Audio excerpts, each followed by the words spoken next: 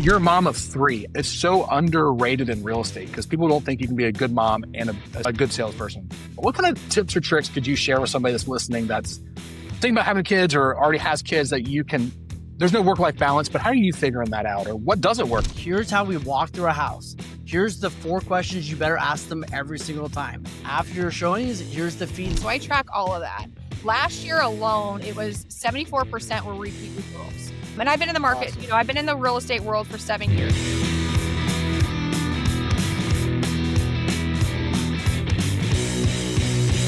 Hey, hold on. Before we get back to the episode, make sure you like and follow us on social media and subscribe to our YouTube channel. It means the world to us. And don't forget to turn on that little notification bell so that you get alert every single time we drop a new episode. If you want to really go hardcore, go binge some of our past episodes, and please leave a 5-star review. All right, back to the episode. Welcome back to Real Estate Untucked. Today we're sitting down with Shae Spitz, a heart-led realtor, mom of 3, community-focused powerhouse. So Shae, you've been helping families confidently upsize, relocate, invest, do all the things since way back in the day, 2018. And your journey started out early with hands-on renovations. You and your husband tearing down, flipping, doing whatever we do, amazingness to houses. Your business is built on trust, care, a whole lot of hard work, I'm sure, and connection. And you bring all those values into your relationships. So whether you are navigating contracts, doing an open house, all of it with kids in tow, you're creating smooth, meaningful experiences for your clients. So I'm excited for us to jump into how you've built everything you built, how you mesh in their faith, family, all the things, and how you keep going. So let's take it away. Give us real quick, what does your world production, what does all that look like, just so people know you're legit? Yeah, so I am actually located in Nebraska, so Columbus, Nebraska. I'm born and raised from a town of 600 people, so I came from a very small community, but my family was very oriented in, drilling into us, like very community oriented, being involved in the community. When I moved to Columbus, it was a big place for me, 25,000 population, but we actually still live in the country. So I actually have, so by production, on average, I do between 68 and 72 deals a year. It's just me, but I do have a transaction coordinator, which is a huge game changer for anybody in the real estate market. I have a marketing director who does all my photography, my photos, for my listings and stuff. And I'm actually going to be hiring a virtual assistant. So we will see how that goes. The virtual assistant will be handling all of my social media content. I don't like doing that stuff. Nope, not my thing. So no, that's my plan. Is my interviews are actually tomorrow. So we'll see how that goes. Awesome. But yeah, so average, about 20 million in volume in the size of our location. So I know I can do more, but I think location size kind of limits me to that. Here's the thing. Sure. Do you actually want to do more? Absolutely not. That's a good point. I don't want to do shit. Yeah. I just think sometimes and I've got to double it next year. And I'm like, or maybe not. I don't know. Anyway, that's a whole nother coaching conversation. So I kind of do, because I've always had a goal of getting over 100 transactions. So I think the only reason I want to do more is because I set that goal and I feel like I have to hit it. And then once I do, I'm like, all right. But very cool. I'm putting people in the right place. I'm, strategically putting in processes and leveraging other people. So even though I'm doing more in transactions, I won't be doing more running around because I have 3 little ones and obviously want to be home with. Yeah, I love it. So what got you to where you are right now? And then what do you think it's going to take to get you to the over 100 mark? What are the specific things that got you to where you are? If you had to put that into a handful of things that made the biggest difference, what would those be? Honestly, I would say personal relationships and staying in touch with my past clients. I think so many agents do a transaction, they move on. I have always made it a point to follow up with them. I put every single client on a follow-up program, 2 different systems that I utilize with postcards and actual gifts. So one's through AM cards and one is through tpmco.com. You said AM cards? Yeah, AM cards. So you can create drip campaigns, you can send one-off cards, they can do gifts as well. So we have a drip campaign. When somebody closes, my marketing lady goes in there, she sets them up, puts in their information, they get a card after, I think it's 1 month, 3 month, 6 month, and then at 1 year, they also get brownies with it. So then when agents, oh my gosh, I can't believe you remembered. I can't believe it's in a year. I'm like, yeah, I don't remember anything, but sounds good. Absolutely. Yes. AM cards is great. And it plugs in. I don't know if you use Follow Boss, but it integrates. So you can go in your Follow Boss and just hit go. I don't use Follow Up Boss. I've thought about it, different CRM, and I pay for that. And it's all the things. So AM cards, and what was the other thing you said you do? Yeah, it's called TPMCO. So it's the Post Marketing Company, I think is what it stands for, co.com. So that's where I do a lot of like my mass postcards because it's super cheap. They create the postcard, we'll create it and can't upload it into TPMCO. But then also they have what's called a follow-up plan. And I think it used to be $25. It might be $35 now, but it sends a postcard or newsletter 4 times a year for 5 years, $35. That's awesome. That's Yes. beautiful. So it's just and then are you also doing like calls? Are you doing events? Like what else are you doing? I love hearing the actual tactics. I think so many people are like, we take care of our people. And I'm like, what the hell does that mean? And actually, how do you do it? So thank you for sharing how you actually do it. Yeah. Yeah. So as far as calls, I don't do them consistently. I know I probably should, but I also don't want to be annoying to people. Once in a while, like if for some reason I really follow my intuition, they pop up in my head, I'm going to reach out to them, send them a text. We do events. So we do 4 events a year. Usually February is like a movie night. I try to do things that's not going to entail a lot of like effort and time on my end because I am. Yeah. Why are people freaking throwing this circus? I'm like, do a client event. And they're like, right. And they're doing the most work. It's like, oh, well, it was $10,000 and it took 8 months to plan. And I'm like, what in the actual, like, what are you doing? No. Okay. So I'd love to know, what are you actually doing? Cause like these people are getting crazy out there. And I think like they go to these big events and they're like, oh, well, this person that does 7,000 deals a year rented the circus. And it's like, yeah, but that's not you. They probably shouldn't be doing that in the first place. But anyway. Right. So what I do, I try to keep things as simple as possible. So like in February, we do movie night and we do it on Tuesdays because that's the cheap night here in our area. And all I do is show up with my booth. I put a cover over top, invite my family too, but we send out postcards through TPMCO, say, hey, come to the movie theaters between this time and this time. I give them a ticket. They go on in, I pay the bill, I go watch my movie. So that's what I do. We do in February. This was our second year, went really well. I had like 60 clients that came, so it was great. And then in April, because people are busy, so I try not to do too many like in-person events because it's the people are busy. So in April, we do like a roll-off, like a spring cleaning, client appreciation, Arbor Day kind of thing, Earth Day stuff. So we get a big roll-off, set it outside our office. It's here for a week. Again, we send out postcards, emails. A lot of times I'll do videos inviting that clients to it and just say, hey, we have a roll-off for a week here at the office. It's actually funny. You actually get a lot of people taking stuff out of the dumpster. This guy, it's just a recycle kind of experience. I was just like circling in. He's pulling this out. He's pulling this out. I'm like, weird. But anyway, that's the other thing we do. We usually do like a back to school bash. We might partner with an agency here locally versus us doing it ourselves because last year was kind of a flop. And then in like around Christmas time, there's Habitat for Humanity in our area. And as a fundraiser, so I try to like give back to the community too. So like 2 birds with 1 stone. They do these like cookie kits. So I pay, I think it's like $15 for a dozen of cookies, like a cookie kit that has like the frosting and the cookies and everything. I'll buy it for all of my clients from that year and maybe some other ones that have referred me people to.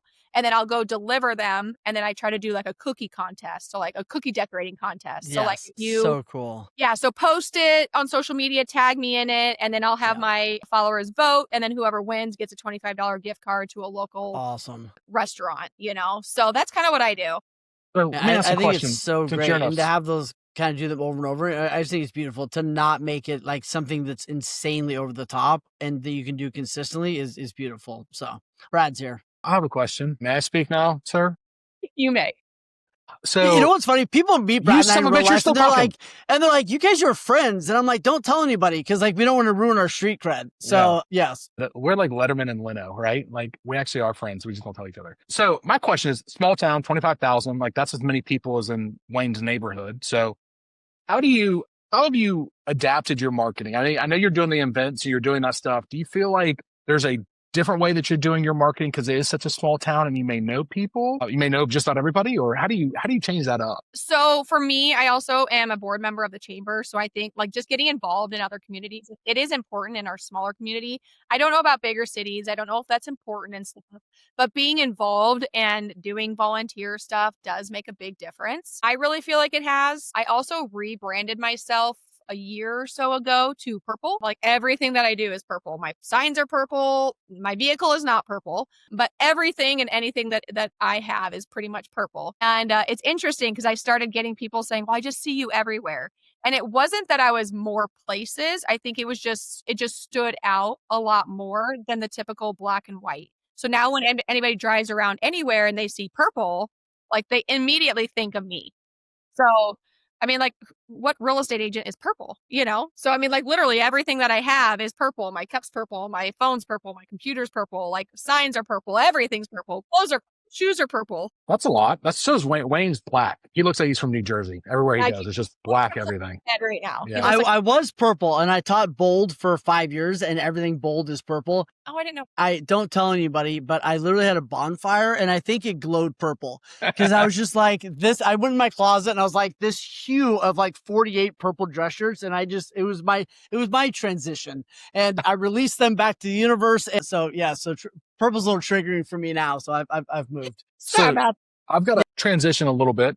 See, I used your word there, Wayne. Great. You're a mom of 3. I mean, I work with a bunch of moms, right? Like that's kind of where we've made a little bit of a niche, but it's so underrated in real estate because people don't think you can be a good mom and a good salesperson. What kind of tips or tricks could you share with somebody that's listening that's thinking about having kids or already has kids that there's no work-life balance, but how are you figuring that out? Or what doesn't work? You can also say that too if you want to. Well, so one, I would say, I mean, you have to work with clients who are going to be okay with, you know, if you have to bring your kids with you, that they're okay with it. That I've had to bring my kids to many showings, open houses, listing appointments. Do I want to do that all the time? Absolutely not.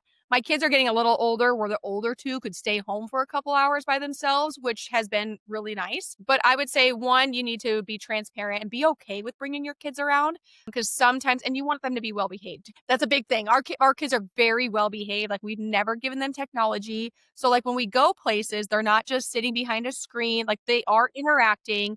Sometimes, yes, like kids are still kids and I have to like, hey, like settle down, you know, but overall, like we have never given them, like they don't have the phones and stuff like that. So one, I think that also says a lot as well when people can see how well behaved they are without getting any sort of technology.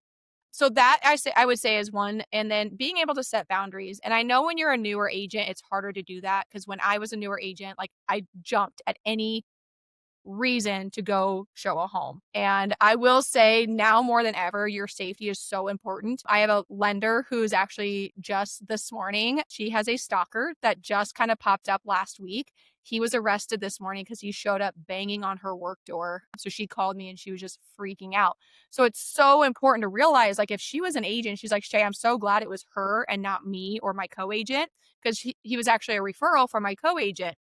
Because most of the time agents are like, let's just go out there, let's meet with them, don't know. Yeah. And he has nothing on his record. So forewarn and all of that wouldn't have shown anything. And so, yeah, she had to call the police. She had already filed a report. Her dad was chief officer, just retired not too long ago. So this last Wednesday or Sunday, she had reported him, didn't file file anything. But then he shows up at her work and it's a holiday. So it was like he was waiting for her to be there alone. So fortunately, she locked the door when she came in and he was just banging on it. And she called 911 and she said it took them 11 minutes to get there, which maybe not sound like a lot. She's like, but it just felt like an eternity because all he was doing is like banging, going and sitting down. But anyway, so what I was getting at is just being aware and not bringing your kids around when you don't know these people. Only bring them around when you know them. But yeah, so like when you're a newer agent, it's harder to set those boundaries. But like I literally just fired a seller about a month ago and he kind of fired me too. It wasn't just me, but he wanted me to answer phone calls and text messages at 8:30 at night, 10 o'clock at night, 6 o'clock in the morning. And I told him from the beginning and in the middle of it, like, I'm not going to respond to you after 6 o'clock and I'm not responding to you before 8 a.m. Now, if we were in a negotiation and we had time constraints, absolutely. But his stress, that's not on me. I have kids. I need to set those boundaries. And so he came in here. He's like, I just don't think this is working out. I'm like, good. I got the withdrawal. It's up and ready. You want to just go ahead and sign now? That's funny. Because I was ready for that. But I think what most people aren't willing to do is they aren't willing to do the work to earn the right. Correct. Right. And I think you earn the right to set boundaries, right? Yes. So you got to be specific on, I'm got to use my time effectively and efficient, but I got to do the work to earn the right. And what we used to say all the time is like, if you lead generate, you don't have to tolerate, right? If you're doing the lead generation activities in a sense, then you don't have to tolerate the crazy clients or whatever it is. But in the beginning, you got to do whatever it takes in a sense, but then you get there. So right. And that's what I mean. Like by a newer agent, like you kind of got to take what you can get. But like I have 16 other listings that need my attention that I can't dedicate hours, even 2 hours a day to this guy just because he's stressed. Like I told you not to make an offer on a property without making it contingent upon your house selling. You chose to do that. Don't put that pressure and stress on me. Yes. I told him from the beginning, like you're sizing me. I'm like, oh my gosh, so dramatic. Yeah. Yeah. So you sound like you're good at setting boundaries. What other boundaries do you put around your business or personal life that makes you be efficient, makes you be a mom better, or whatever else? What have you figured out? Not the best. So actually my husband and I would kind of go through these like spells of like, he's fine with me being on my phone a lot. And then like, not, like there's just like this balancing act. Yeah. And he's it's like, not, and I would like you back now. So yes, I get it. Yeah. And I've had a lot of heartache in the last year and a half. My dad was diagnosed with cancer. A family member went through horrible addiction. And so it took a lot of my time and resources for the last year and a half. And so then it also pressured me to be on my phone more in the evenings and the weekends. And so it really put that strain on my husband and I. And I'll just put it out there, full transparency. We ended up doing couples counseling. It was the best thing that we did. For sure. 2-day intensive. Like it was tough. It was tough. And, but it was the best thing that we did. So it's learning how to communicate with one another. So like, for example, he's a very big stewer. Like he holds things in and he doesn't express to me like, hey, if I'm doing open houses all weekend, that bothers him. In the past, he's like, yep, go for it. Not a problem. I'm like, okay, sounds good. Like if I could work all the time, I probably would. But it got to the point where, we needed to do this. And now it's more about like, hey, babe, like I feel this. What was it? It's like, you got to say, I feel this about this. I need this. So like before, if I'm on my phone in the evenings, he'd be like, hey, cheetah fingers. And I was like, that would just annoy me and get me defensive. Whereas if he were to say like, hey, Shae, I feel very distant from you when you're on your phone in the evenings. If you could wrap it up because the kids and I need you here present with us. So good. Totally different. My wife calls me Cheeto fingers, but that's a fat shaming thing she does to me. So it's a little bit different. A little bit different. What's it like to have spouses, you lucky idiot? No, I mean, that must be nice. Must be nice to have somebody that loves you every night. That's great. No, but I think that the therapy thing and stuff like that is phenomenal because so often we don't know how to say it in a phenomenal way. Right. And it's so weird, the stigma around it sometimes, when the reality is, and I'll tell my clients this all the time, like, what if you could go talk to somebody who's dealt with this thousands of times over 20 years and this is a strategist, this is someone who can, so I think that so many people need to do that to discover themselves. Even if it's just to discover themselves, it can be really, really powerful. Right. So I love that we do that. I think that we don't do that enough. So good for you guys doing it. Yeah, no, I appreciate that. Yeah. It was more of it was the same conversation-ish, but two totally different ways. So learning how to do that and then having your State of the Union discussion every Sunday is what we do.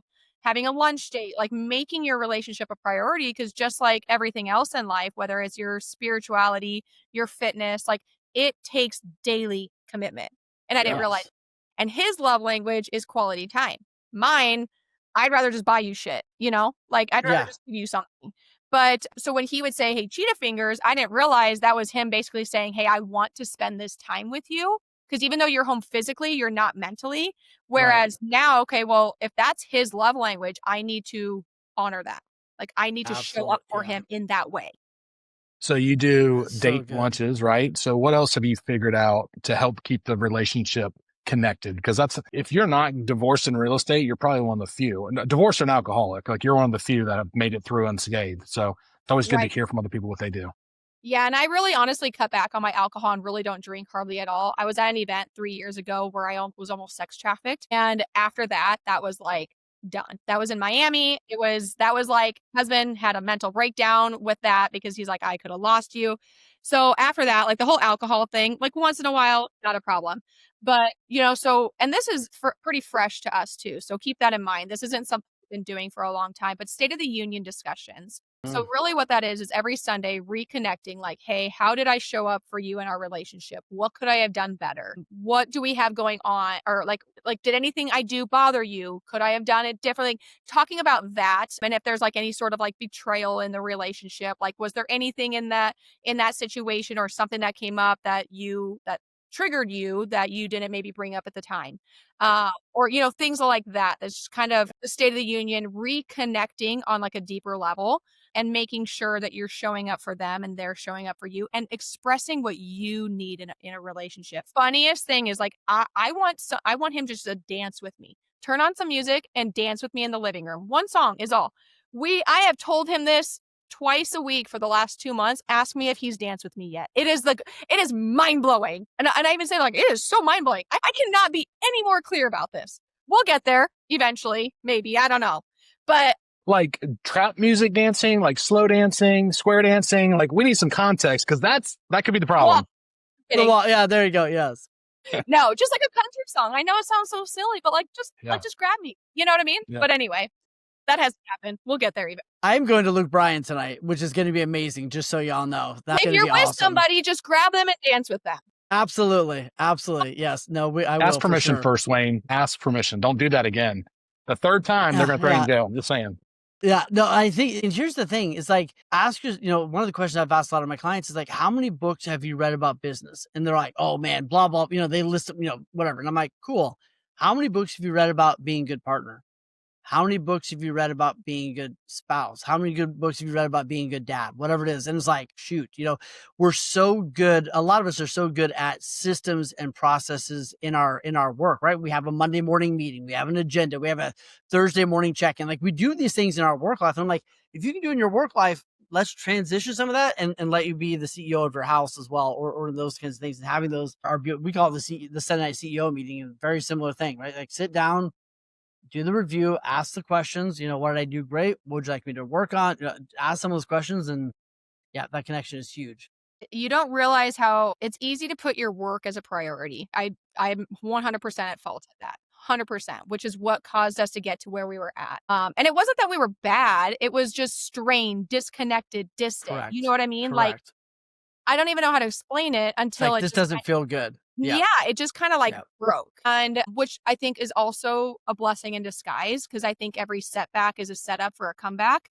And I think that's just going to make our relationship 10 times stronger than it's ever been. We have so much more transparency. He's expressing his emotions. He's not stewing on things. If I'm going to be hosting an open house, I'll ask him like, hey, are you good with me hosting a couple open houses here? And if I'm going to be doing this one, when would you like me to do it? He's like, he wants me to leave at least one day during the weekend to be available, or at least 1.5. You know what I mean? So if it's just Saturday mornings, but having those conversations and him actually being honest and telling me what he wants is so crucial. So let me ask you a question. And why do you do open houses? I know it's a change of a topic, but like, why? So I've actually been pretty successful with them here recently. Yeah, Brad, because they freaking work. Please settle this argument once and for all. Because they work, Brad. They don't work. Keep going.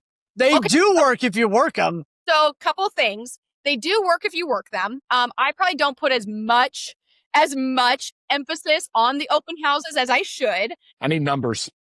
But okay, so I hosted an open house and I do it with lenders. It's one, building relationships with other people. So like I'll co-host it with other agents. 2, it also shows the sellers that you are working to get their home sold and you're not just putting a sign in the yard and sitting back and saying, all right, hopefully it sells. Like you're actually putting forth that effort. And then 2 or 3, it's not really about selling that home right then and there. But I will say the last 4 open houses, 1, I cultivated a buyer that ended up purchasing a different property. And 2, one of those buyers ended up making an offer on that open house because they came to the open house. Okay. Shae, so did we just become best friends? Is that what just happened? I think that you're my spirit animal. You know what? Right, yeah, boom. There you go. Because I'm out. It works. I don't want to be around people with open houses. Yeah. No, they don't. No, they absolutely do if you do it the right way. Right? You got to go. Yeah. Shae, I don't know you, so I'm not picking on you. You know how it goes. I have a big open house this weekend. I am doing it for 3 hours. It's usually only an hour and a half, but I'm having a charcuterie board and a wine, and it's a big, beautiful place. So but I don't consistently. How many open houses have you done in your career, and how many sales have actually come from it? Well, so to answer that question, I've only had 4 or 5 open houses that somebody came to and bought that house. However, I have had so many more transactions that have actually transpired into another sale. You know what I mean? So it's cultivating those buyer leads to generate, but it also helps with traction online too. It kind of helps boost the algorithm when you post an open house, like Zillow will send out notifications to anybody who's tied to that particular area. It'll send out a notification like, hey, here's some open houses for this weekend. So it's so much more than just that little open house for an hour and a half. Yeah. Yeah. There's here's so much the going on. The best script, I'll tell you what, the best script I teach my clients that works is they go door to door, 25 houses around the house, 30 houses, whatever, and they go, hey, Jason and Sarah promised me to, or I promised Jason, or Jason and Sarah trusted me to sell their house, and I promised them that I'd let all the neighbors know about it, because a lot of times the neighbors know great people, right?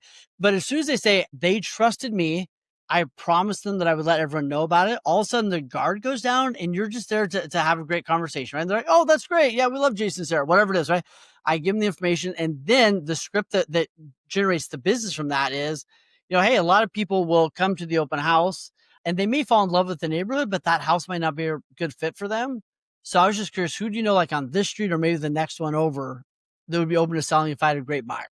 And I'll tell you what, like, it is such a easy, non-confrontational, non-salesy conversation, and it generates listings for my clients, right? And a lot of times it's a month away or 6 months away or whatever it is, but that's the, like, kind of, you're saying that's the other part of the open house. If you just show up for an hour and a half, you throw 2 signs out there and you sit there for 4 hours, like, you're an idiot, right? But if you're doing it the way that we're talking about, they can be really powerful.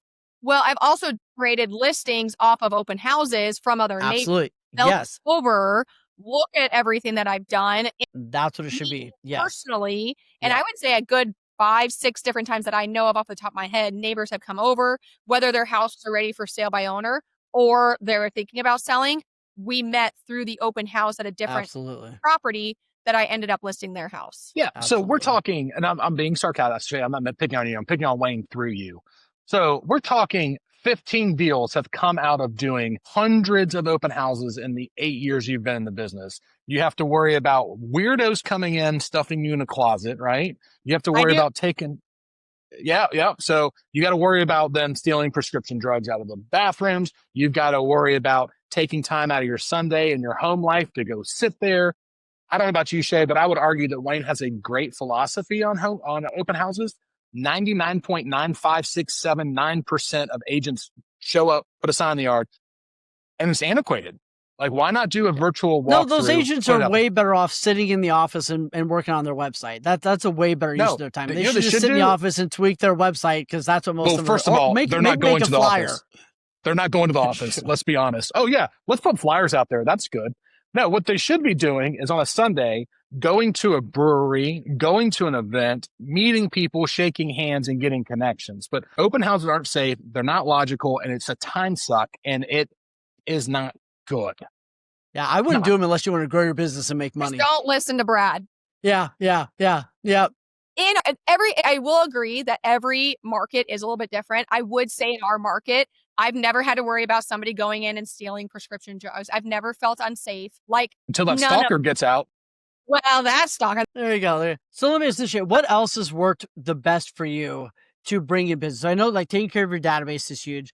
What other activities would you consider your lead generation activities or incoming lead activities that helped you grow? That's interesting. So last year and the year before, so 2 years ago, I do track like where my leads come from, where they're sphere, referral, repeat clients, things like that. So I track all of that. Last year alone, it was 74% were repeat referrals. And I've been in the market, Awesome. I've been in the real estate world for 7 years. So it's not a ton of time, but still a good amount of time to start building relationships. But for 74% to come back to me or feel that they can trust me with their, like, I literally have one person who has referred 3 properties over to me within this last like 2 months. And then he texted me and he's like, you're just taking over the whole block. Cause he's like, I wouldn't sell with anybody else. He has shared everybody in his neighborhood. So it's kind of fun, like moving into a different market, because it upsets the agents there, but it's kind of fun. Not that I want to intentionally upset people, but you know what I mean. But I mean, honestly, I really just think that it comes down to just building that rapport and not treating the transaction as a transaction, but treating them Yeah. as like a human. And if that means like you need to leverage your time, like the paperwork, because yes, you can't be 100% for every single person. But I also want my clients to know like that I'm here when they have questions and that I am here to serve them. And So really what's it going to take for you to get over 100? What are Mm. you going to have to do to get over 100? I don't know. And that's tough because our market is smaller, but that's not an excuse because I could. We have enough transactions going on that I could. I don't know what it's going to take. I am hiring a virtual assistant who I hope can help leverage my social media marketing because I don't do a whole lot. Like it looks like I do a lot, but I know I could do a whole lot more, but I don't enjoy it. So I think I'm hoping that will help me to get out there more. But I also need to be okay with not doing 100 right now because my kids are young and they are in so many sports and activities that I'm not going to miss any of that. I won't. Yeah. Yeah. We don't have to, right? So, I mean, what could you leverage, right? I mean, first of all, you could gain back 3 hours every Sunday if you wanted to work on your business, but that's neither here nor there.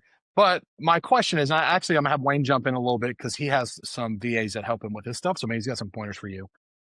But I think you could do 100 deals in the same amount of time. It's just Probably. a matter of what that time's going to. Do you have a showing agent or you said a co-agent? What's that? So, well, like EXP, like I don't have a team. I chose not to do that because I feel like if you're taking more money from people, obviously providing them more resources and stuff, but they're going to expect more from you. And I feel like most agents and people in general are lazy. So if you're taking more money from them, they're going to expect more from you. And then they're going to place blame on you for their failures. I don't know. That's always been my mindset around it. That's And I'm like, deep. Yeah.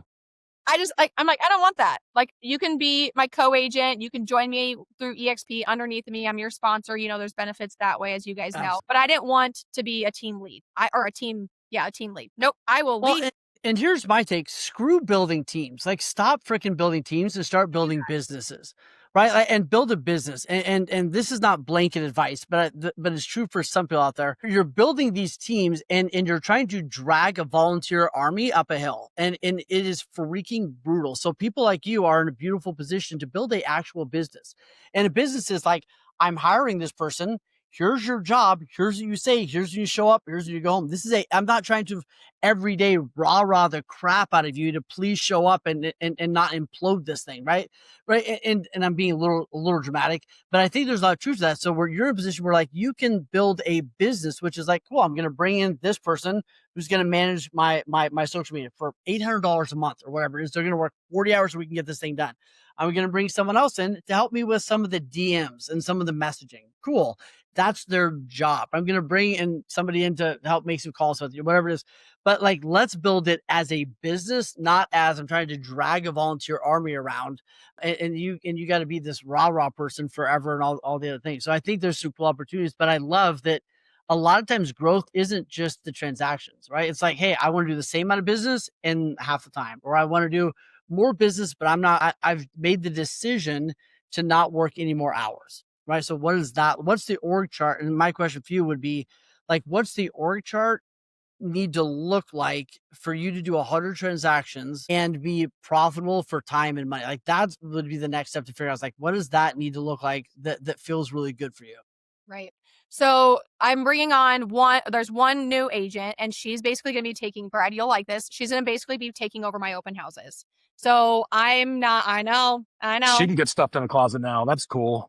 I'm kidding. I'm kidding.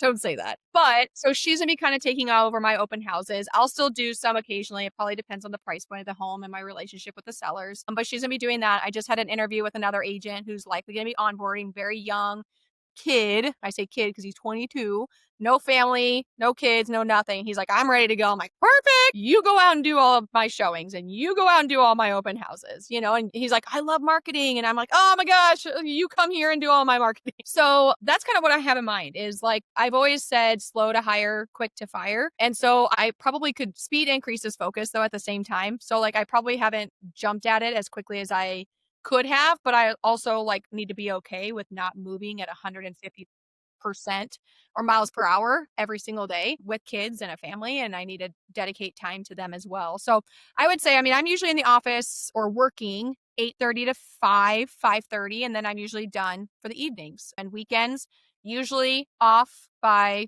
I usually try to do the open houses, or at least here recently, Saturday mornings, maybe until 1, and then I'm done after that. So What are you going to do with this extra time you're getting back from the showing agent? crazy, because I was like bored the other day at home, and I'm like, what do I do? Like, what am I supposed like 3 hours, and I'm like, oh my gosh, and I just got done cleaning. So I don't know. Sometimes that's tough for me. So sometimes I'd rather go do those things because I like to stay busy. But I don't know.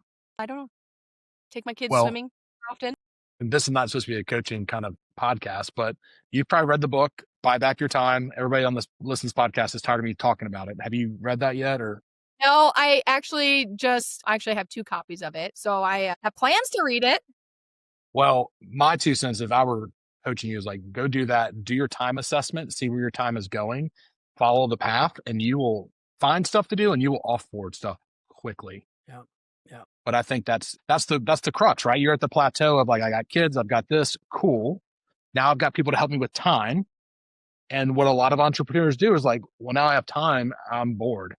So what is it? Yeah, that's the hard part. Wayne, what are your ideas on that, or what could you add Yeah, as a I pitch? think you nailed it, because I think so many people are like, man, I want to spend more time with my kids. And I'm like, cool, what are you going to do? And they're like, right, we're like, I want more free time. Cool. Like, what are you going to do with it? And they're like, I don't know.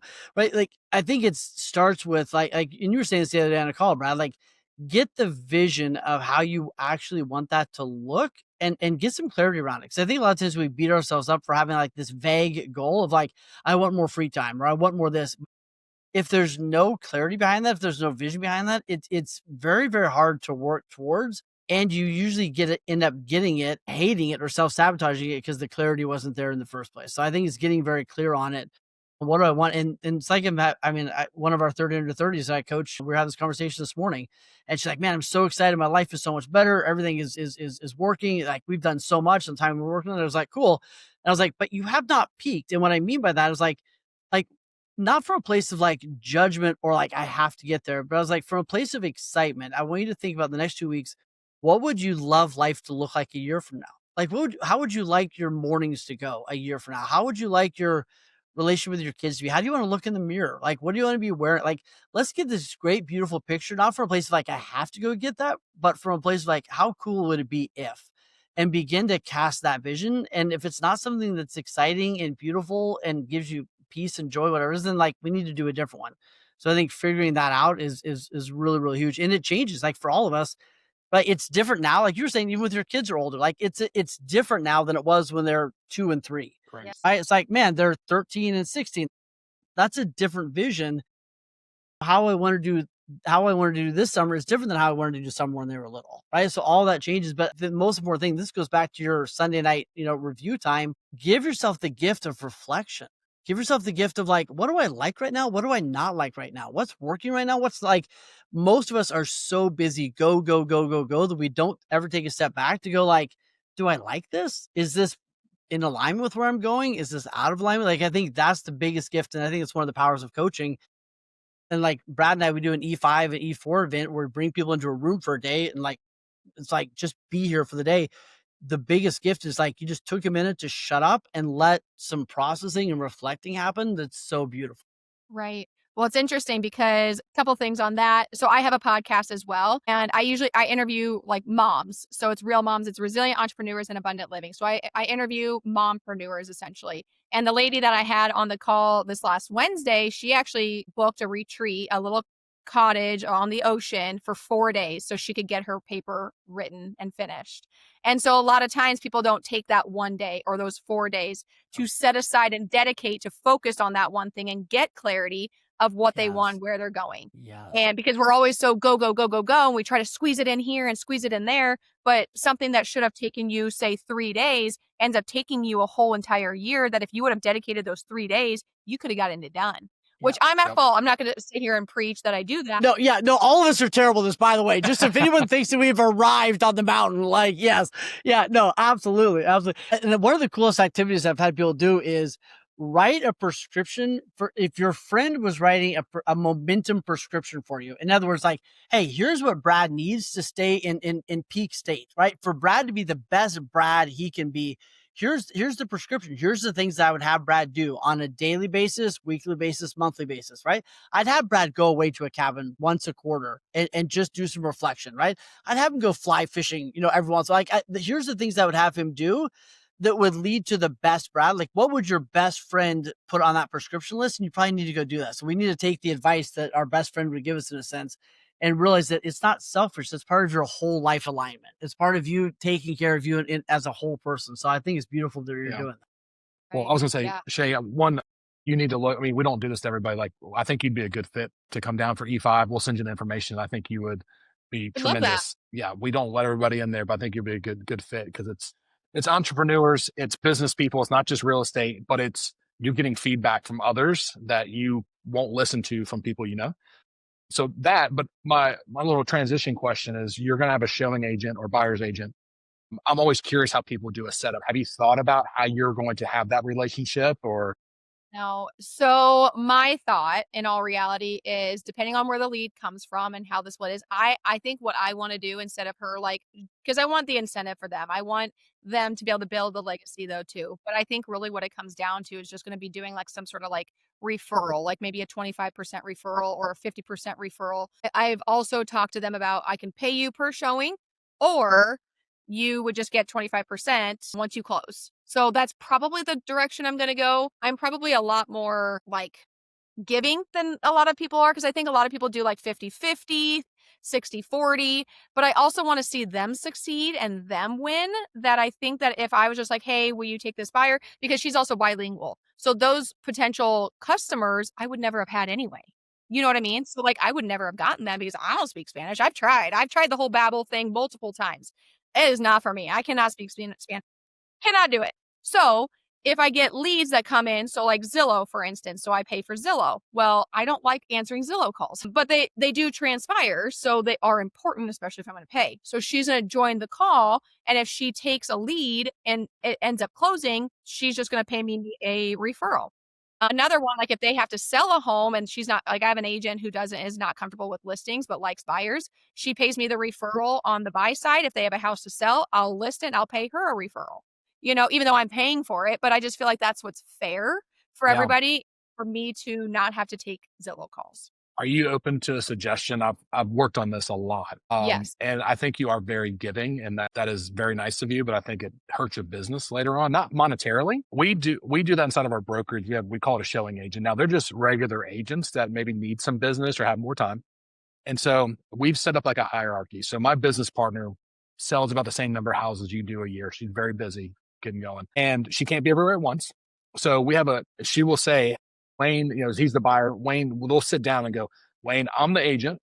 I can't clone myself. The market moves fast and I need to make sure you get the care that you need. So I'm going to have Steve here. He's the showing agent. Anytime you need to see a house, anything like that, we're going to be on a group text together, but Steve's going to be the one that gets there, that shows it to you and does it. But what we've done is, but Wayne, I'm writing the offer. I'm negotiating. Steve will be done at the showing stage. Because what was happening is my business partner was referring those, like you're about to, and she's not adding to her database. Yeah. Right. And so you're losing that contact, even though you're getting paid for it, because they're going to become friends with Steve. And now they're in Steve's follow-up plan. And of course, if she needs to, she'll pay Steve an extra $100 to write the offer if she needs to, if she can't get to it. But let's be honest, she knows most of the houses in town, or like knows about them. She doesn't necessarily need to go see them. But that allows her to do what she's good at, the negotiations, the writings, all that stuff. But I will say the kicker is, if I tell, because I'm the enforcer, I'm the broker, I'm the guy, and I go, Steve, if Mary Lane shows one house, you don't get paid at all. But he gets paid a percentage at the end. So if it's over 300,000, he'll get $1,500, whether it was one house or 100 houses. I don't care. But what we found out a lot is the agents that were the showing agents, they don't take responsibility. So like, oh, I'm out of town this weekend. Sorry. If that was really your client, you would have made it work somehow, some way. My 2 cents, I just hate when experienced agents give away database, because you can invite them to your events. You can then turn them into deals, and you don't have to give away the farm either, because they need some money. They need some experience. So I just want to encourage you to reevaluate that. So how do you pay them? Can you kind of go over that? Because I used to have a showing agent. I paid her $1,000 a month, whether she showed 5 homes or 25 homes. You know what I mean? It ended up working out really well. So we might have closed 2 or 3. But how would you structure that payment wise? Yeah. So my personal opinion is I would do it per transaction. So, because you may be open and you can go show this buyer and you're good. And that way, Steve's not thinking he's going to get every single buyer. So it's when you So get jammed up. if the agent shows a home to that buyer one time, that showing agent's not getting paid. I say that because my partner is very nice and she's like, oh, that's okay. I'll go show this one. But yet she's going to pay them, right? So like, that's Right. not fair. They need to know that like there's pain on the other end of the stick if you don't do your job. But I would do it per transaction, honestly. And that way they're working with certain ones and you can have 2 or 3 even and be like, oh, so Katie's opened this one. So you're going to work with Katie, or it might be a group of them, but it allows them to make a little bit. But $300,000 house. I'm just using rough math. $9,000 commission. You give away $1,500, but you didn't have to show for 20 hours. Like, I'm down. Do you do a percentage or do you just do a flat 1,500? Because what if they end up buying like 150,000? Yeah. It trails down. It trails down for sure. Yeah. But they only get paid if they buy. And if they fall out of contract, you're back in the car. Yep. It sounds strong, but honestly, at the end of the day, they're getting something that is invaluable, and that is experience because they don't have clients to get it. And it makes them a better agent later, my opinion. Yeah. No, I appreciate that because I know that's how, I've wanted to kind of structure it and keep the clients, but I also think, obviously if they're Spanish speaking, I don't know if it doesn't serve them or me. Yeah, for sure. Gotta keep them and put them in my database if I can't even speak the language, Yeah. So that's how you can leverage your time. You can be multiple places at once, closing 100 deals, but yet doing the work of 60. Right. And I think this young gentleman or kid that I interviewed today, he had actually called me, but once he gets his license, I feel like he would be a perfect one for that. Because this other agent who's onboarding, she also has little kids. But I'm definitely open to that for sure. I'll say one more thing as the old man in the room, and this is not necessarily for y'all, it's for anybody that's watching or listening. Like, teach your showing agents. Brad is so good at this, and sometimes doesn't say it because he just does it. But teach your showing agents and set clear expectations. Right? Here's how we walk through a house. Here's the 4 questions you better ask them every single time. After your showings, here's the feedback that you send me that if you don't send me, you don't get to work with buyers anymore, right? Like, have clear expectations for what you're showing, how you show the house, how you talk to people, the questions you ask, the feedback I expect. Like have a process you walk people through. It's like, hey, now you're certified with me to go show my buyers. Right. But I find most people, they kind of wing that part, or they just assume the other side knows what they're doing. I don't care if they've been an agent for 8 minutes or they've been an agent for 12 years. They have to go watch you show a house. They have to ask the 4 questions you ask here. Like, they've got to do that thing. And what I think 4 that questions? So hey, on a scale of 1 to 10, how was this house for you? Right. And I'm going to be able to tell the agent. I don't even remember. I have them written down somewhere, but I want to know, right? What do they like about the house? What did they not like about the house? What would cause them to write an offer on the house? Right. Whatever it is, but I want those 4 or 5 questions sent to me as feedback after every single home. So that if Jason calls in a random Wednesday afternoon, I can go, oh, looks like you didn't like this house because of this, right? I want to have that stuff in my file. And if they're not updating that list of buyers we have with the data, like, they just get fired, right? Here's the expectations as a showing agent that you do. And most people just wing the showing agent part in the beginning. And that's why it fails, because they set it up on a wing it kind of thing, not in a specific expectation kind of way, and walk them through their process. Right. Okay. Yeah. That'd be my 2 cents. All right. Let me hit the top 4 or 5 questions to ask a buyer. Yeah, absolutely. And I have it written down somewhere, so I'll send you kind of our showing agent stuff. I would appreciate I'm sure that. he has a better one. All right. Rapid fire questions. Coffee or tea? Tea. Before or after the kids get up? Before. Amen. Okay. If you could remodel anything, would it be a kitchen, bathroom, or backyard? Kitchen. Unlimited budget. Perfect. All right. What's your favorite podcast or book right now? The Mindset Mentor by Rob Dial is one of my favorite podcasts. And then you said book. Yep. Psychology of Money is really good. Very good. So good. Very good. Very good. Yeah, Very I'm going to go with I it. love That's that. good. What's your go-to snack to survive living out of a car? Beef sticks. Oh, okay. There you go. All right. Love it. All right. What is your one go-to routine or thing you do every day that keeps you going? Workout. My morning workout routine. 100%. Love it. What's your most used emoji? A purple heart. A purple heart. Look at that. Okay. That was so good. I really should have seen it. I'm actually embarrassed I didn't see that coming. That's on me. All right. My last question. What do you hope your kids learn watching you do what you do? Like, what do you like when they describe you years from now? How would you love them to describe the opportunity they had to watch you do what you do? Not take no for an answer, to always I want them to see the struggles too, because I don't want them to think that like life was just easy and we were able to build Yep. this with no problems. I wanted them to see that it has there have been hard times, but that we're resilient and we're able to work through it and not just avoid it. So like with our relationship, I know that the kids could pick that up a little bit, but we talk to the kids. Hey, we're not gonna, you guys are not gonna stress. Mommy and daddy, we're gonna go away for 2 days, or actually we ended up going away for like a whole weekend and stuff.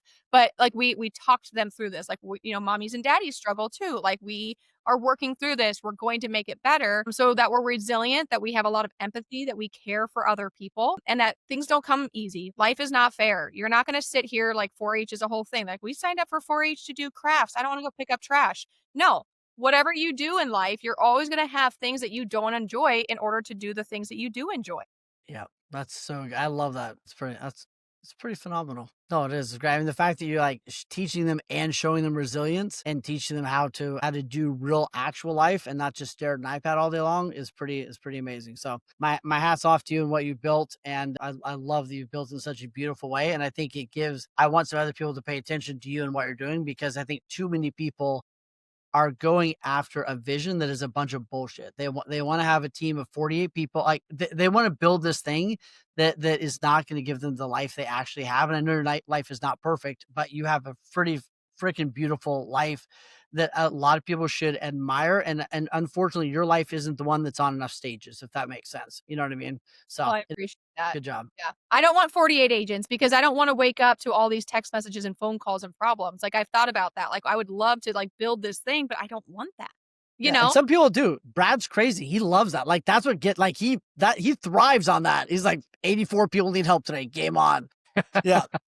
That's more of a challenge. Good for you, Brad. Good for you. Shae, thank you for being on here. We will have your your socials and your podcast link and all that stuff in the show notes. So if people want to come find that, sounds like an awesome podcast. And thanks for taking your time and sharing. Seriously. And listeners, if my mom or whoever else, you want to send a referral to Columbus, Nebraska, the sprawling metropolis, I'm sure Shae can help you out. So thank you for your time today. Thank you for sharing. Thank you for being vulnerable. Thank you, friend. Thank you Wayne, very much. Thanks for something. Appreciate it, Wayne. Yeah. Good to see you. You too, man.